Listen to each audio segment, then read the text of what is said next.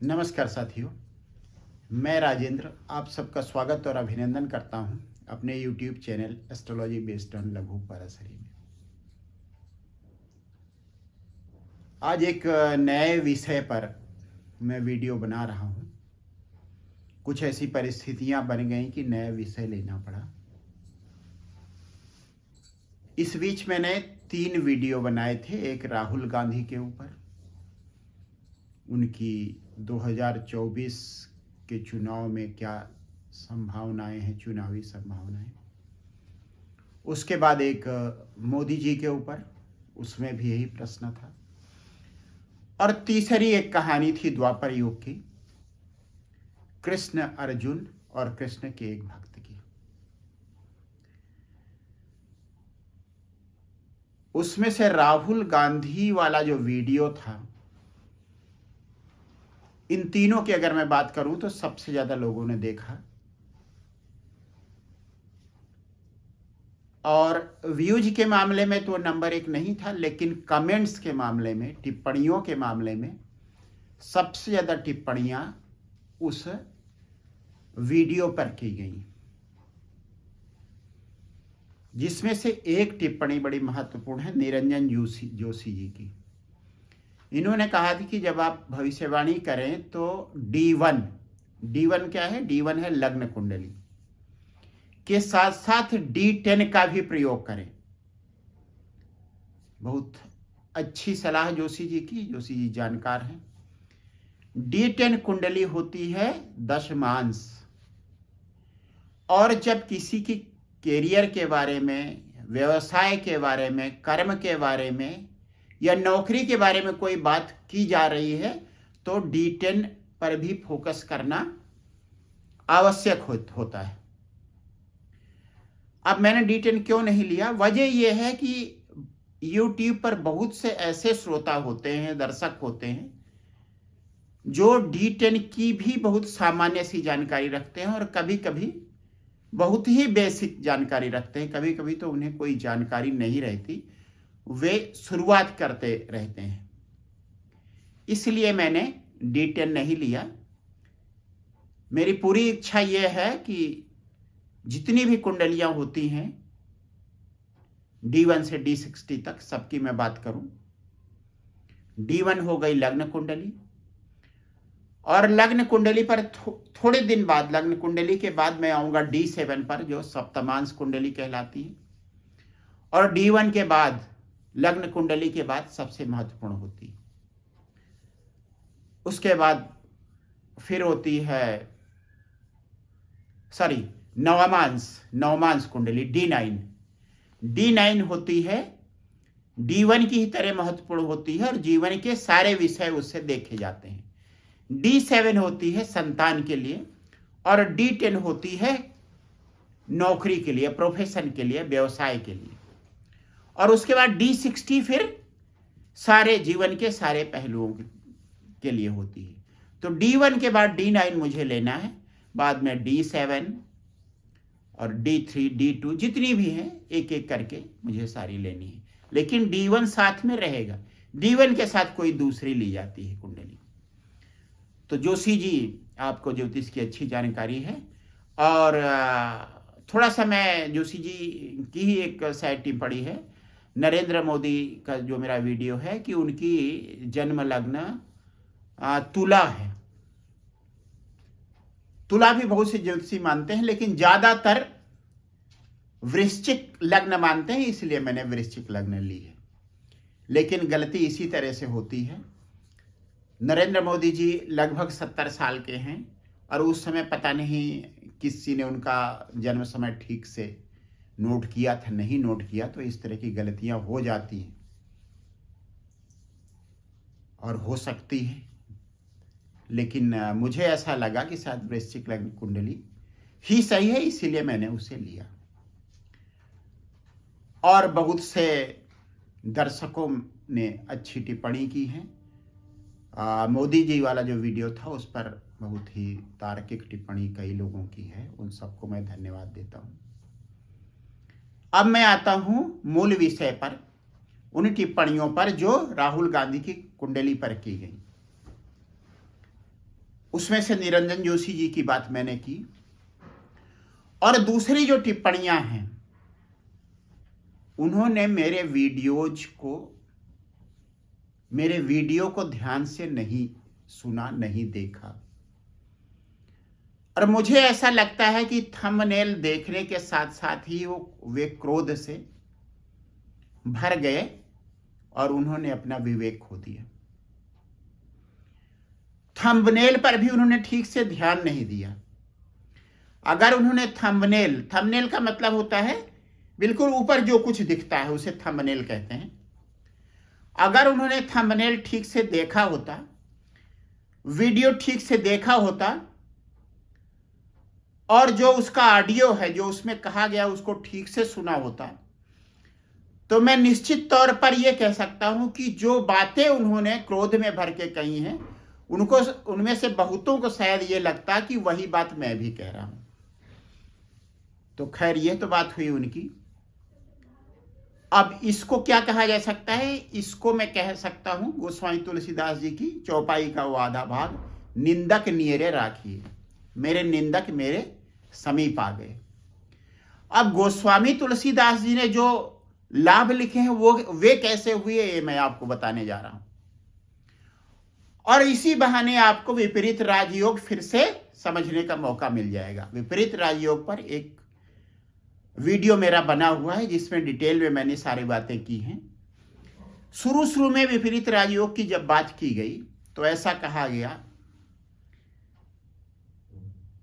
कि जब छठे भाव का स्वामी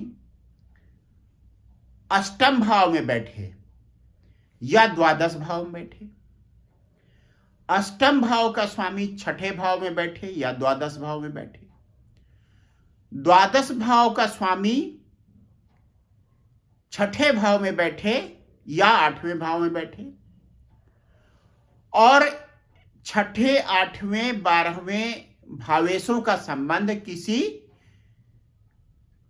कुंडली के किसी शुभ भावेश से ना हो तो विपरीत राजयोग बनता है। शुरू में यह बात हुई।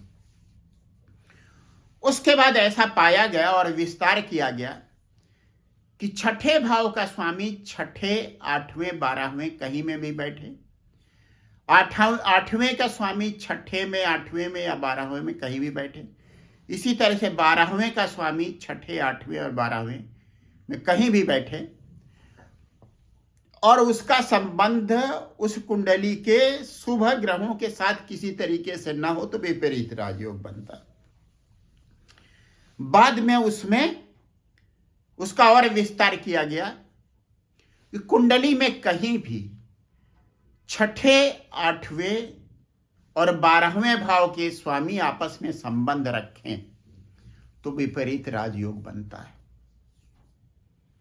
मेरी कुंडली में बृहस्पति, तुला लग्न की कुंडली है, बृहस्पति षष्ठेश है और बुध द्वादशेश है।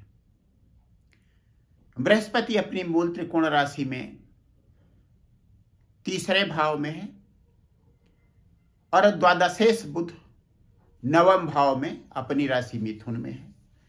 दृष्टि संबंध दोनों ओर से है। तो खष्टेश और द्वादशेश के बीच यह विपरीत राजयोग बन रहा है, जो नई रिसर्चेज हैं, जो नई मान्यता है उनके अनुसार। अब तीसरा जो 8वां भाव है उसका स्वामी शुक्र हुआ, जो लग्नेश होने के साथ साथ अष्टमेश भी है। अष्टमेश शुक्र जिस नक्षत्र में है उसका स्वामी बुध है। विद्वान ज्योतिषियों ने इसे भी विपरीत राजयोग माना है, क्योंकि बुध द्वादशेश है और शुक्र षष्ठेश है। तो षष्ठेश द्वादशेश के बीच एक विपरीत राजयोग बना। अष्टमेश द्वादशेश के बीच एक विपरीत राजयोग बना और षष्ठेश द्वादशेश के बीच दूसरा विपरीत राजयोग बना। इस समय जो मेरी महादशा चल रही है वो तो योग कारक शनि की है।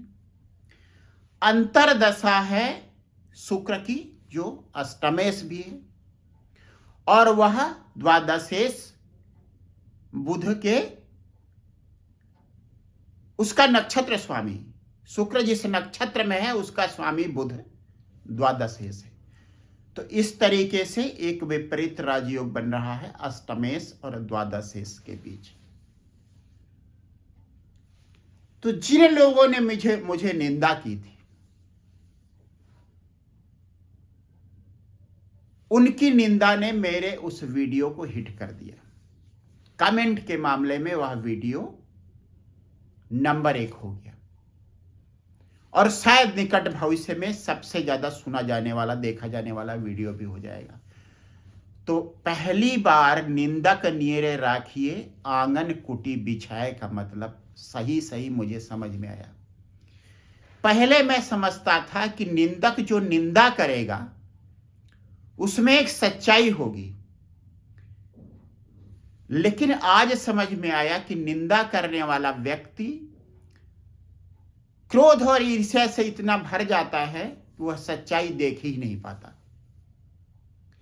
जिसका परिणाम यह होता है कि वह सही बात से कभी भी उस व्यक्ति को जिसे वह शत्रु मान रहा है, जिसे निंदा का पात्र समझ रहा है, उसको अवगत नहीं करवा पाता। लेकिन उसकी निंदा से कुछ ना कुछ दूसरी तरीके का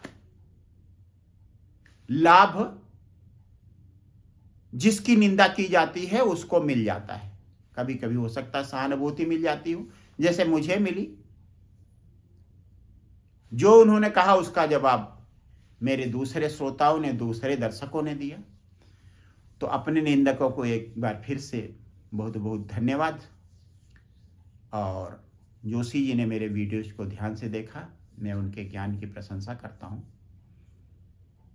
एक महिला भी हैं, उनका नाम मुझे ध्यान नहीं आ रहा, उन्होंने मोदी जी के वीडियो पर कमेंट किया था कि वीडियो एस्ट्रोलॉजी पर बेस्ड है, जिसने बनाया उसके अपने विचार नहीं है, ना किसी और के विचार हैं, ये एस्ट्रोलॉजिकल एनालिसिस पर बेस्ड है। उन्हें भी मैं बहुत बहुत धन्यवाद दूंगा। और उन्होंने यह कहा है कि पब्लिक प्लेटफॉर्म पर इस तरह से साहस करना एक जोखिम का काम है, और यह निश्चित रूप से एक जोखिम का काम है, क्योंकि एक सज्जन ने राहुल गांधी की कुंडली पर टिप्पणी करते हुए, उस वीडियो पर टिप्पणी करते हुए यह भी लिखा कि आप 2024 के बाद भविष्यवाणी करना छोड़ दीजिएगा।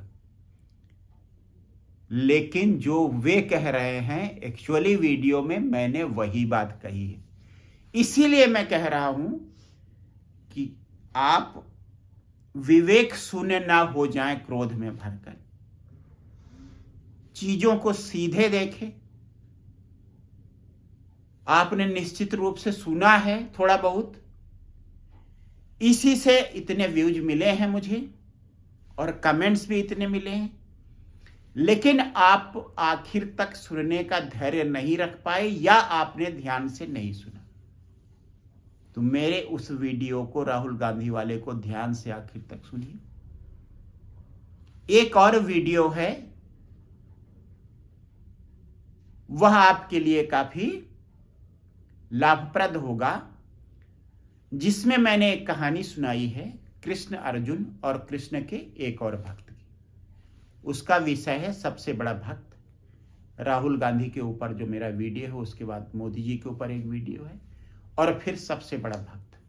तो आप उसे भी ध्यान से सुने, शांत होकर सुने।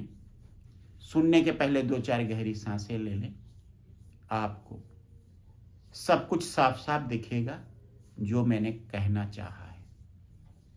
ईश्वर आपका भला करे, और मेरे वीडियोज का भविष्य क्या होगा वो भी ईश्वर के ही हाथ में है। एक बार फिर से आप सबको बहुत बहुत धन्यवाद।